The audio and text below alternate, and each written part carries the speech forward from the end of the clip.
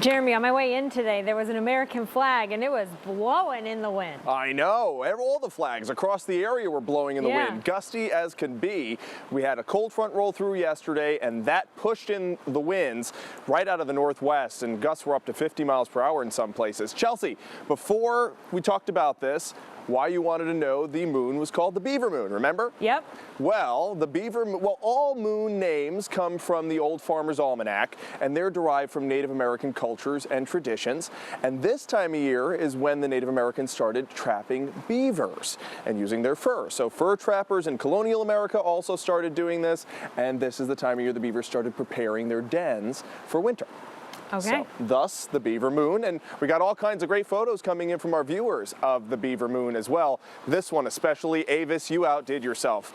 He sends in photos all the time of the moon, but this one, boy, it is just gorgeous from Berwick. Thank you so much for sending this in. Moonrise was just a little while ago. I can see it right here from the backyard. It's gorgeous. 5 o'clock is when the moon rose. Mary sent this one in from East Mountain. With her smartphone, she captured this great quality photo. Thank you for sending this one in from Lackawanna County.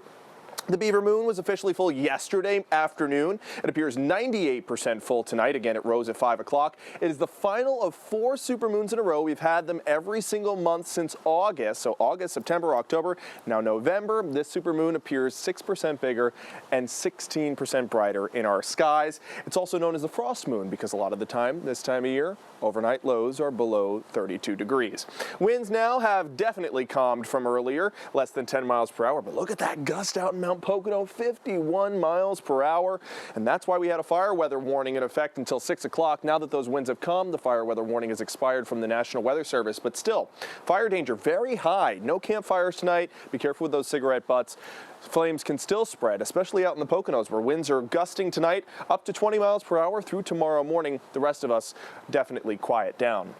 Drought Monitor shows you really dry conditions all the way through the southern tier, out through Pike County, parts of Lackawanna County too. That's why we don't want anything burning outside. So much dry fuels out there, the soil is dry, anything could spread very quickly. This is a live view right now from our rooftop camera. No more leaves on the trees, unfortunately. We're now in that part of November that it's hard to find a tree with still some leaves on them. 48 is the current temperature. We had a high of 55 today. Winds coming out of the northwest at 6. Temps across the region in the 40s except for Lopez. We're at 39, 48 for Tafton, 49 in Shahola, and 48 here in Scranton. Clear skies will be perfect to view that Beaver moon, and we're going to be under high pressure for your day tomorrow and even parts of your Monday too. Maybe just some lake effect sprinkles possible on your Monday. This is our next big weather maker. That'll come on Thursday, and it'll bring us our first shot for some real substantial rainfall in quite a while. So here's future clouds and radar over the next 48 hours. We're going to continue to remain clear tonight and clear tomorrow morning. Clouds start to fill in from west to east throughout the afternoon, and by evening tomorrow, we're going to have a lot of cloud cover. Not going to be as much of a beautiful view of that full moon tomorrow as we have tonight. Monday, maybe a sprinkle for our northern tier very early Monday morning. Then those clouds get kicked out throughout the rest of the day. Great day on Monday, breezy once again too. Overnight lows tonight in the 30s, but it'll feel like the 20s for pretty much everyone. By sunrise, feeling like 25 in Towanda and Mashopin. And here's a look at Thursday. We got this huge low pressure system. It's going to make its way from Montana towards us. And look at all this rainfall we'll see on Thursday morning, and maybe cold enough for some snow flurries too. Thursday, Friday, and maybe even Saturday through the overnights. Temperatures down near the freezing mark. Could see some flurries mixed in.